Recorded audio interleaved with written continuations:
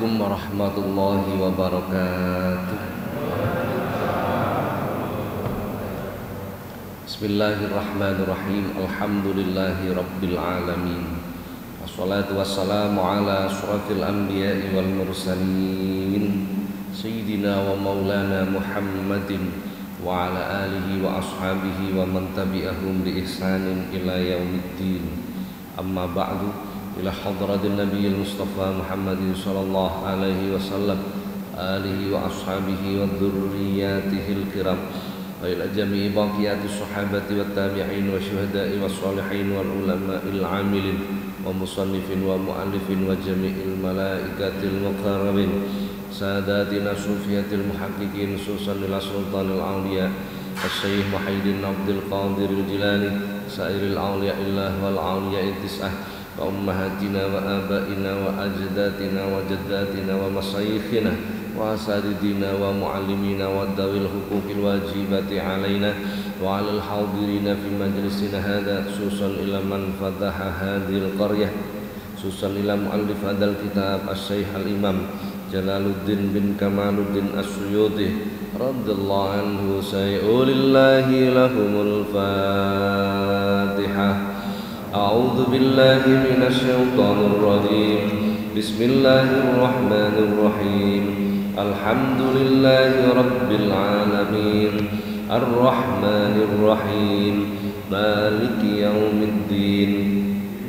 Iyyaka na'budu wa iyyaka nasta'in. Ihdinas siratal mustaqim.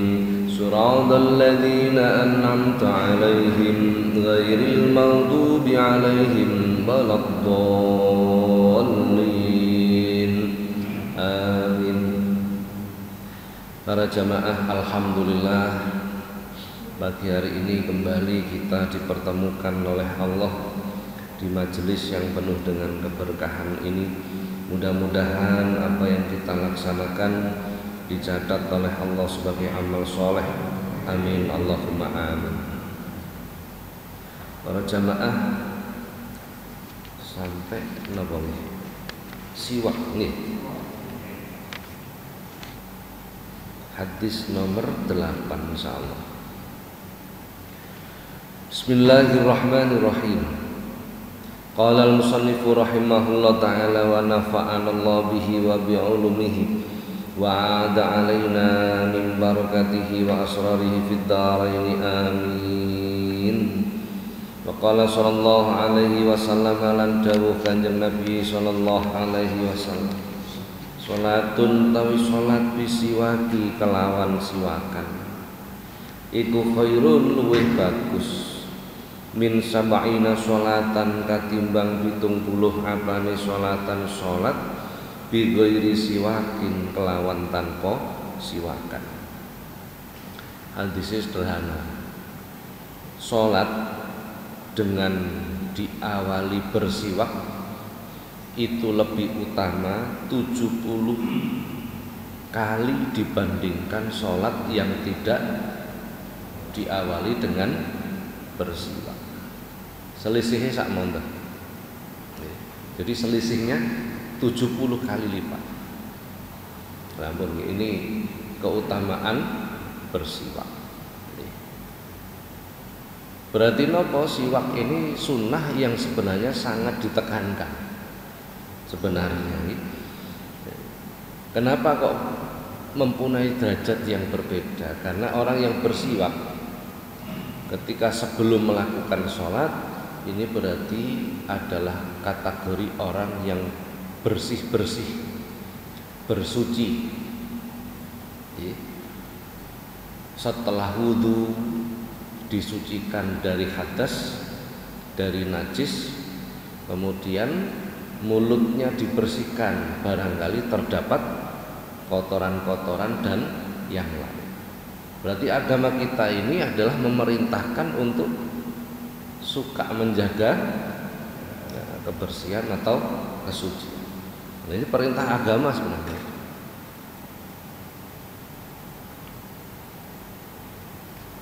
Dan ini termasuk adab, etika. Termasuk etika.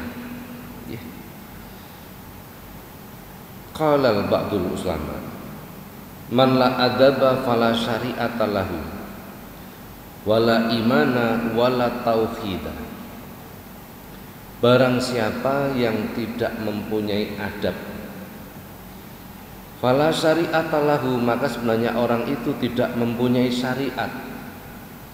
Wala imana wala tauhida, imannya rusak dan tauhidnya rusak. Maka akhlak itu utama sebenarnya. Etika itu utama. Orang sholat diawali dengan membersihkan diri. Saya tidak membahas mensucikan diri karena itu wajib.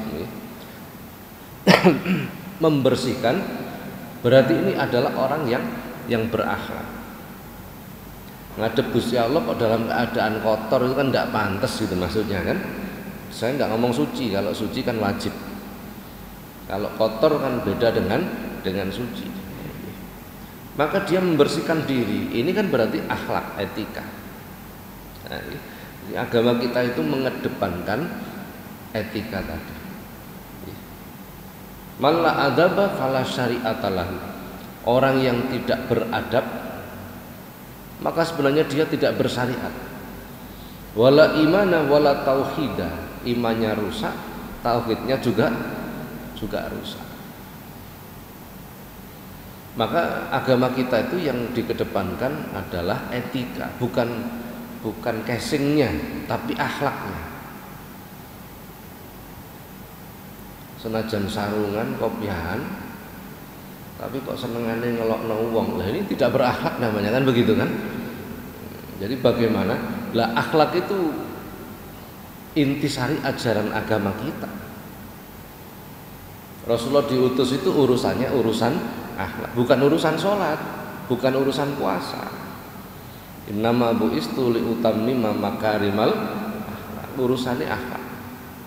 Baik akhlak kepada makhluk ataupun akhlak kepada Khalik, kepada Allah. Bila orang sudah mempunyai akhlak kepada Allah, pasti ibadahnya baik. Pasti sudah itu. Karena merasa menyadari bahwa dirinya itu adalah hamba ngurumangsani. Ngurumangsani itu kan akhlak. Ketika merasa seperti itu, maka dia akan menghamba dengan baik. Kepada sesama makhluk juga demikian. Ketika dia berakhlak kepada sesama makhluk, pasti baik kepada orang lain. Senajan dieleki wong tetap apik. Nah itu, ini yang berat ini. Okay? Wong liya berbuat jelek kepada kita, tetapi kita tidak memperlakukan jelek kepada orang lain. Lah enak kono Pak timbang kene lah. Ini susah ini kalau sudah berpendapat begitu kan. Segini, kita berbuat baik kepada orang itu karena perintah Allah, bukan karena ingin orang itu baik kepada kita, kan begitu kan? Nah, jadi walaupun orang itu jelek kepada kita tetap melakukan kebaikan kepada orang lain karena perintah Allah.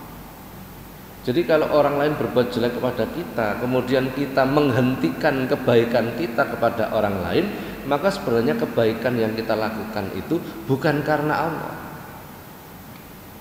Ratu angel didik nih, angel ngelakoni ini, nek teori ini lengkap. Jadi kita melakukan kebaikan itu karena perintah Allah. Senajan wong liya elek datang kula jenengan, kita tetap diperintah baik kepada orang lain. Jadi sebaliknya, kalau orang lain memperlakukan kita jelek, kita menghentikan kebaikan kita kepada orang lain, berarti kebaikan yang kita lakukan itu bukan karena Allah. Logis nggih? Logis sekali ini nggih. Nah, berarti bukan lillah. Lah nek bukan lillah berarti apa? Ya karena kepingin diapiki wong ngoten mawon tak jane. Berarti itu masih kategori riya. kategori riya. Jadi orang yang melakukan sesuatu karena riya itu salah satu tandanya nek dilokno wong lara ati, itu tandanya. Itu tandanya. Karena apa? Karena dia hanya ingin dipuji orang. Nek dilokno wong wis gak lara ati, ya itu wis tanda-tanda menuju ikhlas. Napa enten tiyang ngoten kathah jenengan mawon sing gak tahu ketemu ngoten nggih. Banyak orang seperti itu. Qala ba'dul hukama adabul khidmati a'zu minal khidmati. Etika melayani itu lebih utama daripada pelayanan itu sendiri. Etika ketika beribadah itu lebih utama daripada ibadahnya itu sendiri. Jadi jangan dibalik. Jadi etika ketika melakukan ibadah itu lebih utama daripada ibadahnya itu sendiri. Ibadah itu menghamba kepada Allah, melakukan penghambaan. Logikanya begini, kita ambilkan contoh. Para bapak ini punya istri yang begitu memahami panjenengan, ngerti garwane niku, begitu menyadari nek panjenengan iki nek esuk senengane digawekno kopi, disandingi gedang goreng karo rokok disangsu, mamane ngoten umpama. Esuk-esuk bar jamaah subuh digorengno gedang disuguhi kopi karo tapi nek nyuguhi karo ketutut. Utawa nek nyuguhi karo muni nyoh badok-badoken. Kira-kira para bapak niki ya no, perasaannya bagaimana? Kan tetap dilayani sama istri namanya, tapi cara melayaninya tidak dengan akhlak yang baik. Kira-kira perasaannya bapak ya no? Njenengan perasaannya bagaimana? Nyoh untal-untalen umpamane ngoten. Kan gak mentolo maem kan ngoten nggih. Nah, itu gambarannya seperti itu. Nah, maka kedepankan akhlak. Belajar akhlak, wah ini berat sudah. Ngeten para jamaah. Diringkas saja supaya lebih mudah dipahami.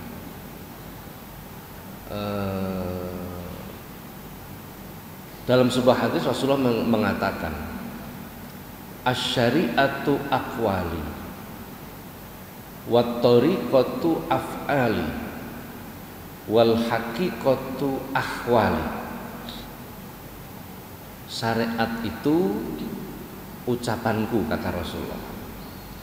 Thariqah itu perbuatanku.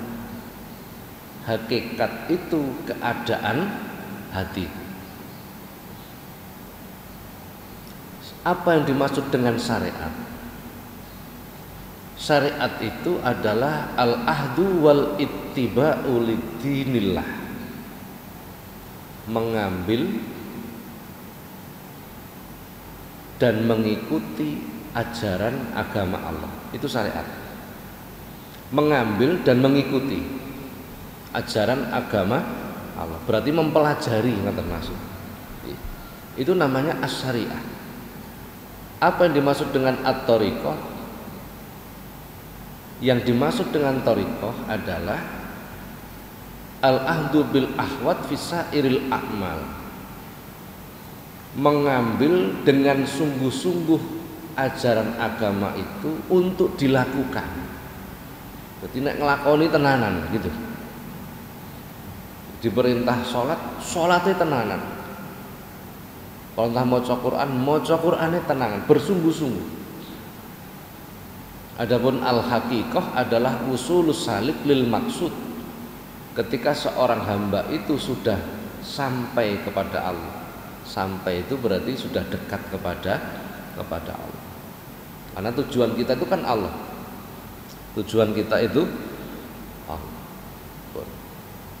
Adapun syariat berarti teori, mengambil teori ya, untuk bisa melakukan perbuatan ibadah amal itu kan butuh ilmu kan gitu ya. Adapun syariat itu berisi cuma 3 macam ilmu. Hanya 3 saja sebenarnya yang wajib itu. Pertama namanya ilmu fikih, ilmu fikih. Apa ilmu fikih itu? Al ilmul ladzi yusahhihul ibadah. Ilmu yang menjadikan ibadah kita benar. Wajib ini. Carane wudu, carane salat, carane poso, carane macam-macam lah. Carane jual beli termasuk. Cara pernikahan termasuk. Carane ngrumat anak, ngrumat bojo termasuk. Cara bertetangga termasuk. Fikih namanya. Yang kedua namanya ilmu tauhid, al ilmu ladzi yusahhihul aqidah. Ilmu yang menjadikan akidah kita benar. Wajib ini. Panjenengan sholat nyembah Gusti Allah tapi kok ora kenal Gusti Allah, kan aneh namanya ini. Sapa pangeranmu Kang? Gusti Allah. Sapa Gusti Allah iku? Wis mandek ra iso jawab. Itu kan aneh ini. Mengenal sifat jaiz, sifat wajib, sifat mukhal, sifat uluhiyah, salbiyah, rububiyah, ini juga wajib dipelajari. Sehingga tidak salah ketika kita menuhankan Allah, tidak salah. Wajib itu. Yang ketiga namanya ilmu tasawuf. Nah, ini yang banyak salah paham di sini. Ilmu tasawuf itu al ilmul ladzi yuslihul qalba. Ilmu yang menjadikan hati kita baik. Hati menjadi baik. Ini yang ketiga. Panjenengan hati baik itu bagaimana? Kenapa kok ini wajib? Kalau hatinya jelek perbuatannya kan begitu hadisnya. Maka harus bisa mengubah hati ini menjadi baik. Caranya bagaimana? Mencabut sifat-sifat jelek dari hati. Berarti harus mengenal apa sifat jelek itu. Riya, ujub, kadzab, ghaflah, hawa, syahwat, kibir, jahlun, ghadab dan lain sebab. Ini dikenali sebab-sebabnya kenapa hawa itu keluar. Tanda-tandanya hawa itu apa? Sebab-sebabnya riya itu keluar. Tanda-tandanya apa? Ini dikenali supaya bisa mencabut penyakit hati ini. Padha karo dokter, ana pasien ditakoni gejala-gejalanya apa, kan begitu. Untuk menganalisa penyakit sama. Setelah penyakit hati itu dicabut, bukan berarti hatinya baik, hatinya kosong. Barulah ditanam sifat-sifat kebaikan. Apa? Jud, sakhok, karom, tawakal, qanaah, ridho, tahammul, ikhlas, zuhud, syukur, sabar, macam-macam pun. Menanam sifat kebaikan ini harus mengerti tanda-tandanya. Tandane wong sabar ngene, tandane wong ikhlas ngene, sebab-sebabe wong ikhlas kaya ditanamkan dalam. Bila sudah ditanam dalam hati, ini hatinya sudah baik. Tinggal merefleksikan dalam bentuk perbuatan. Panjenengan belajar fikih, setiap hari belajar fikih 3 tahun, alim jenengan. Panjenengan belajar tauhid 3 tahun, tiap hari alim pun, pinter pun. Tapi panjenengan belajar ilmu tasawuf 20 tahun, tiap hari belum cukup. Padahal ini kebutuhan yang mendesak. Jadi umat ini hari ini kebutuhan yang paling mendesak itu ilmu tasawuf sebenarnya. Piye carane sabar, piye carane syukur, kan begitu nggih? Sebab pakai wong sumpek, nah gitu loh nggih. Fikih ya butuh, tapi yang mendesak itu ilmu tasawuf. Panjenengan belajar sabar, buka kitab fikih nggak akan ketemu. Bukan jurusannya. Begitu pula di kitab tauhid tidak akan. Jadi tasawuf itu bukan berarti wiridan, poso, bukan. Ilmu tasawuf itu al ilmul ladzi yuslihul qalba, ilmu yang menjadikan hati kita baik. Nanti akan muncul akhlak dari situ. Tasawuf dan akhlak itu beda sebenarnya ya. Jadi akhlak itu buahnya, buah dari ilmu tasawuf tadi. Maka orang-orang tasawuf itu cenderung mempunyai akhlak yang baik, karena itu adalah inti dari ajaran agama kita. Kalau paringi contoh, Rasulullah niku ndawuh ngeten, idkhalus surur fi qalbi mu'min khairun min ibadati sittina sanah. Bungahno hatine wong mukmin itu lebih utama daripada melakukan ibadah sunnah 60 tahun. 60 tahun, bayangkan. 60 tahun. Panjenengan sholat duha. Biasane rutin sholat duha iki 6 rakaat. Oleh 2 rakaat ana tamu ndodok lawang. Assalamualaikum. Panjenengan salat krungu ana wong salam. Wah, koyoke iki tamune Pak Yai. Koyoke tamune wis gak usah kiai lah. Koyoke tamune iki tangga sebelah. Padahal istiqomahe salat 6 rakaat. Sebaiknya segera menyelesaikan sholat, kemudian menerima tamu. Wis gak usah terus no sholate, Pak. Sebab napa? Sholate niki hukume sunnah. Nyenengno tamu, apalagi tamune wong mukmin, itu lebih baik daripada ibadah sunnah 60 tahun. Coba bayangkan. Jadi aspek akhlak yang hablum minan nas itu ternyata luar biasa pahalanya.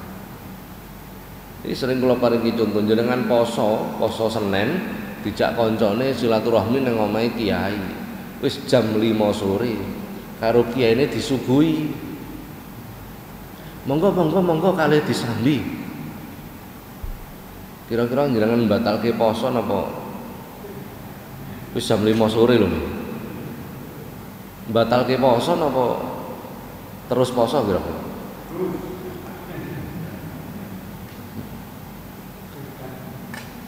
Dimanggakno karo kiyaine, monggo.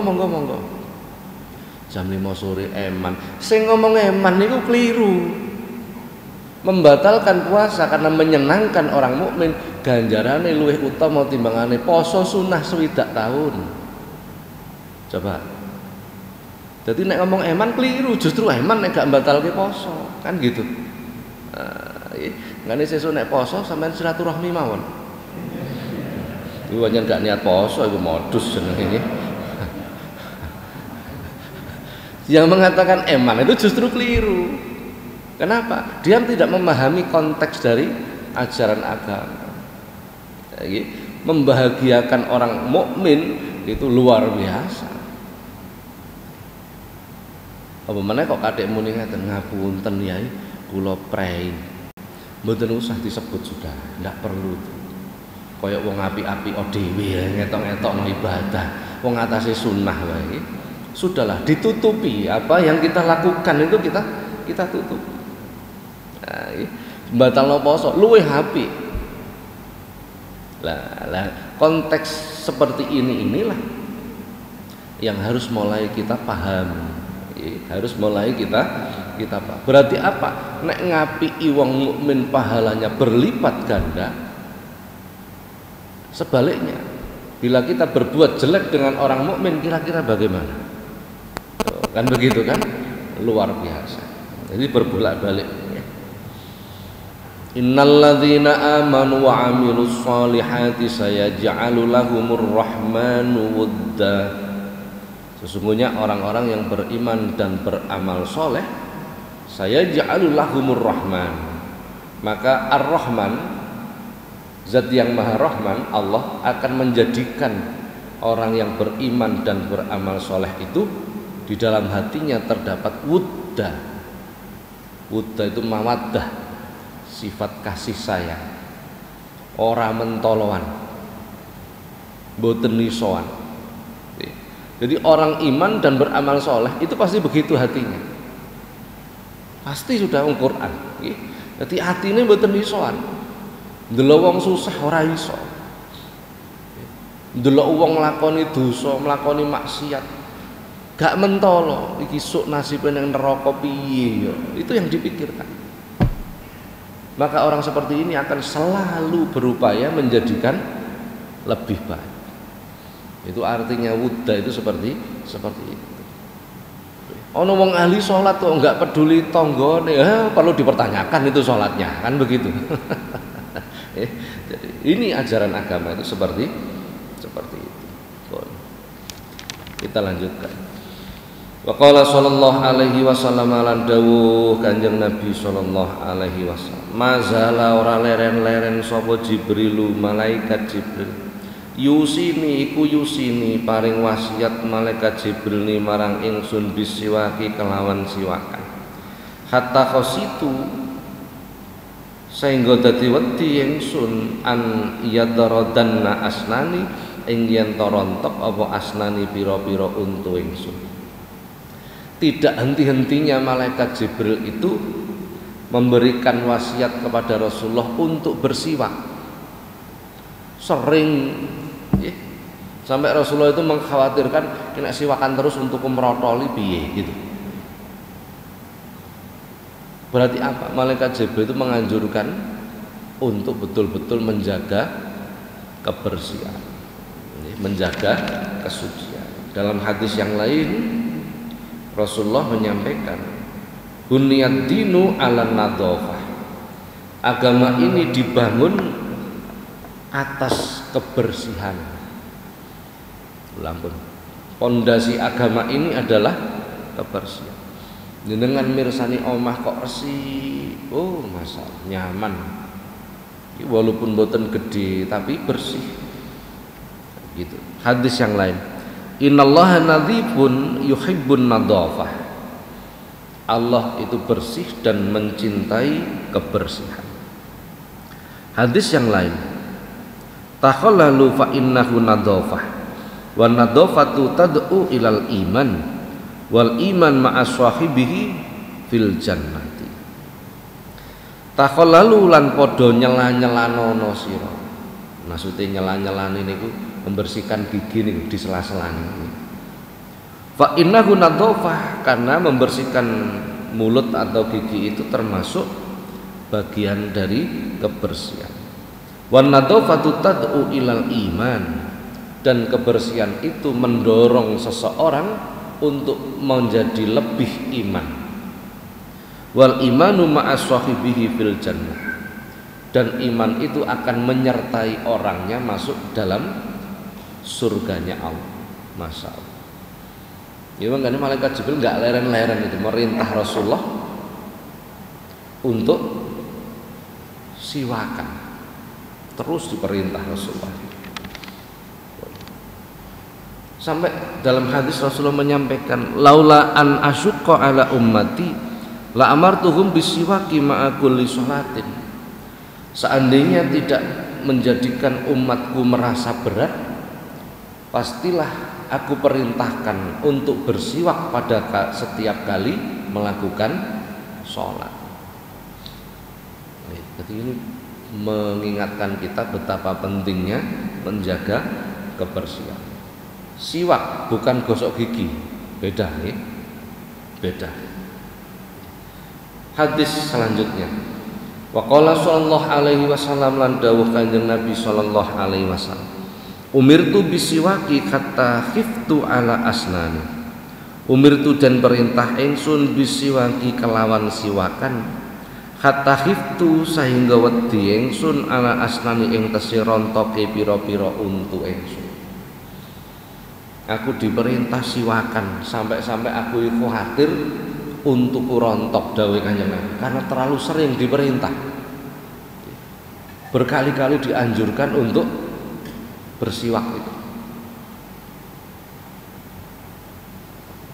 Kapan perintah siwak itu?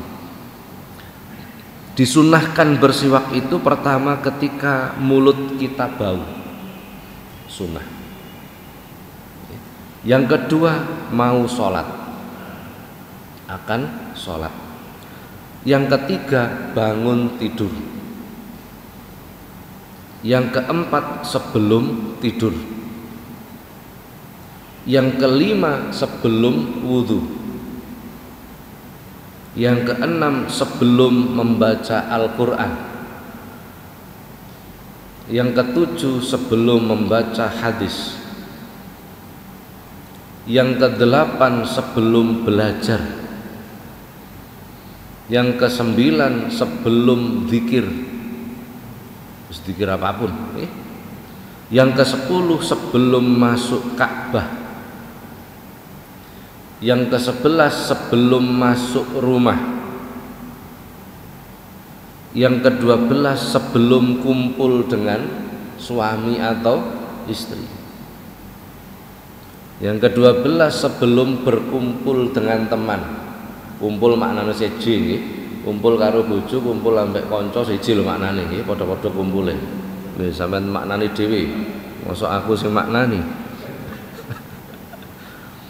Yang nomor berikutnya ketika haus.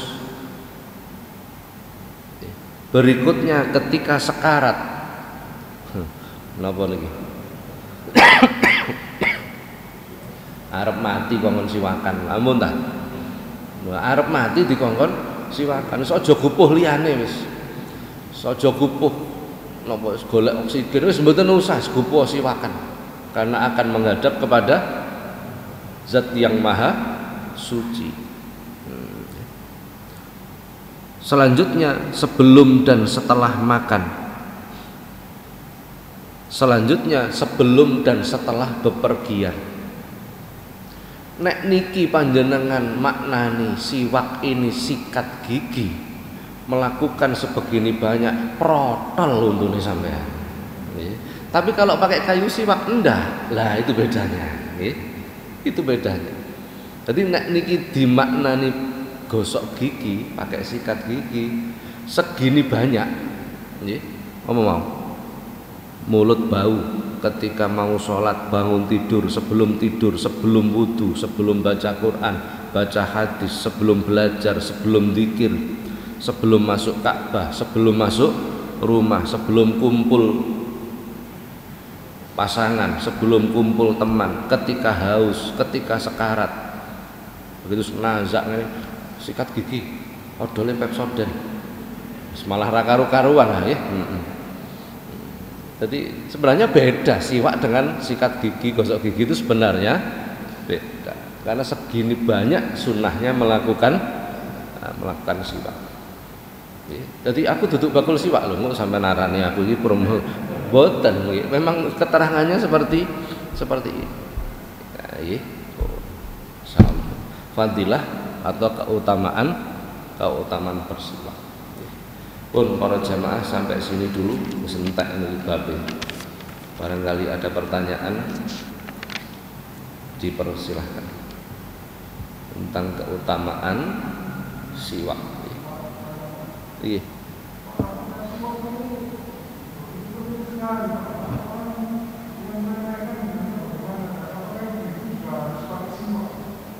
Apakah siwak ini penting?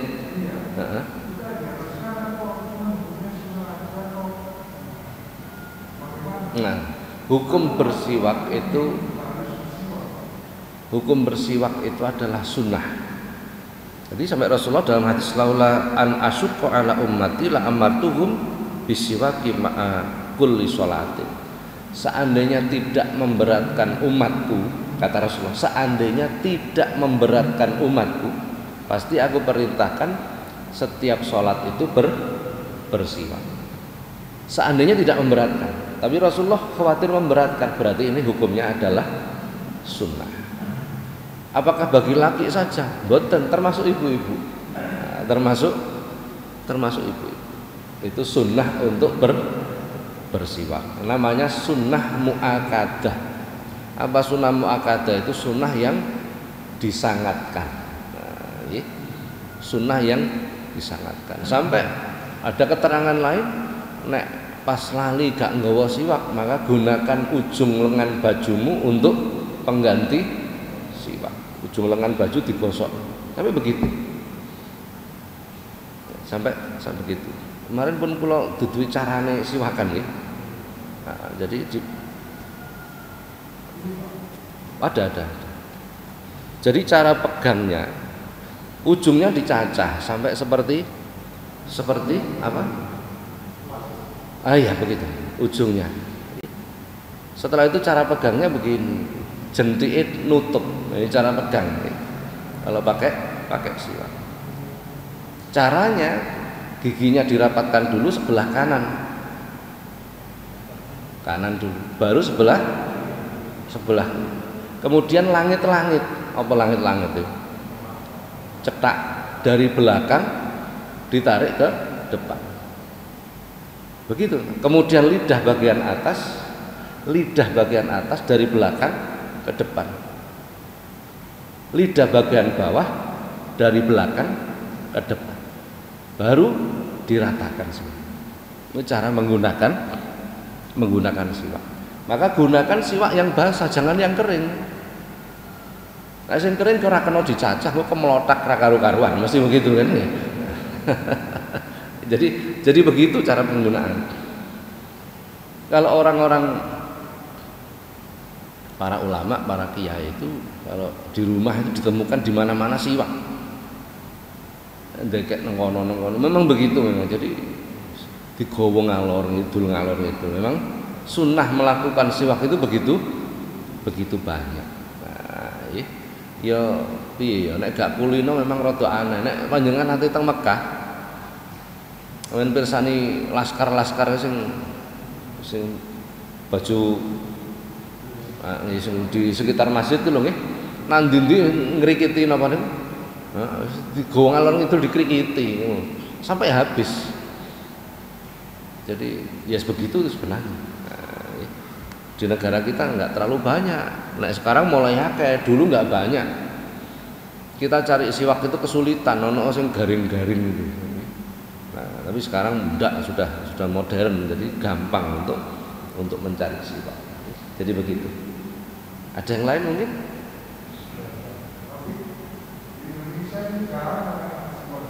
Banyak. Banyak orang bersiwak banyak.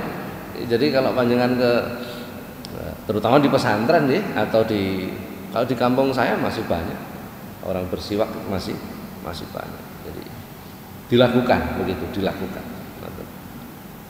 Nggih Bapak.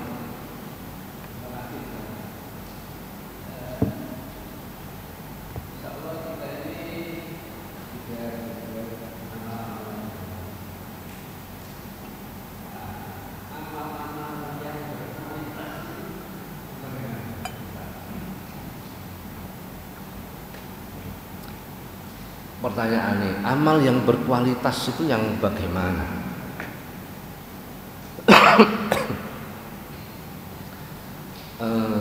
Rasulullah menyampaikan, akhlis dinaka yakfika amalal qalil. Hadis. Ikhlaskan amalmu maka cukup bagimu walaupun amal yang sedikit. Maka amal yang berkualitas itu adalah amal yang ikhlas. Tidak akan mungkin orang bisa ikhlas bila belum pernah belajar tentang, pasti sudah kan? Orang tidak mungkin sholatnya benar kalau nggak pernah belajar tentang sholat. Jadi ikhlas itu merupakan puncaknya. Jadi kalau kita mengejar amal yang ikhlas, maka yang dikejar itu sebenarnya adalah ikhlas tadi. Dalam hikam Sayyidina Atha mengatakan, laula jamilu satrihi lam yakun amalun ahlan lil qabul. Seandainya tidak ada keindahan tutupmu, munya besar, tutupnya Allah, lam yakun amalun ahlan lil qabul, tidak ada satupun amal itu pantas diterima. Jadi kalau Allah itu mau teliti terhadap amal kita, tidak ada yang pantas diterima amal kita. Tidak ada yang pantas diterima oleh Allah amal kita itu. Semua sudah salate, posone, ndak ada yang pantas diterima oleh Allah. Salat ya dilakoni, mungkin gerakannya bener, tapi wudune sikute gak teles. Mungkin wis bener kabeh bacaane, tapi gak khusyuk. Tidak pantas diterima oleh Allah. Terus bagaimana? Nah, tadi kalimat tadi, seandainya tidak ada keindahan tutupmu, jadi terkadang Allah itu tidak terlalu memperhatikan kita. Allah terkadang tidak terlalu memperhatikan kita. Kurang-kurangnya titik, gak mau bolo dewi, lah gitu. Kadang itu begitu. Iya betul. Kan sering saya sampaikan itu. Jadi kadang itu Allah itu memperlakukan kita seperti, karena apa? Karena kita ngurumangsani, lah itu. Jadi uang itu bar ngerasani wong terus dielingno kancane. Poso-poso kok ngerasani wong. Astagfirullah. Kan begitu. Karena habis melakukan dosa terus tapi ada yang unik, bar salat kok dikongkon maca. Kan begitu. Rasulullah mengajarkan, Assalamualaikum, Assalamualaikum, astagfirullahaladzim. Loh, bar salat kok dikongkon maca. Ini perlambang sebenarnya bahwa salat kita itu perlu diistighfari. Salat kita itu perlu ra iso khusuk, kan begitu kan? Nah, ketika kita merasa bahwa ibadah kita itu kurang, kemudian ngurumangsani dan mohon ampun kepada Allah, yang sebenarnya istighfar kita itu juga butuh istighfar lagi sebenarnya. Kita itu melakukan sesuatu asal, terus pokoknya dilakoni gitu. Jadi kalau kita rencanakan, kita pilah-pilah, apa sih yang kita dahulukan? Ya 3 macam ilmu tadi sebenarnya. Tauhid, fikih, dan tasawuf. Dilakukan bareng lebih baik. Saya sudah kemukakan tasawuf itu kebutuhan yang mendesak di zaman ini. Banyak orang mudah riak, mudah godop. Apa godop itu? Marah. Banyak orang nggak bisa sabar. Banyak orang tidak mampu tahammul. Apa tahammul? Menanggung beban. Banyak orang tidak bisa qanaah, menerima ketetapan. Maka ini kebutuhan yang mendesak sebenarnya, lebih mendesak daripada ilmu fikih dan ilmu tauhid sebenarnya. Yo nek ngomong butuh kabeh, tapi wis nyambut gawe angel kena PPKM pisan, loro pisan. Waduh ini. Ngomong sabar piye terusan kan begitu kan, kebutuhan. Jadi begitu, boleh dilakukan bersama. Bahkan itu dianjurkan. Ngoten niki. Sampun para bapak, kula irung kula rada buntu soalnya. Wau daluan jagongan kalih Gus Sabut putranipun Gusmi. Dadi awake pas kudu gak enak lho. Ngoten riyen mugi-mugi manfaat. Al-Fatihah.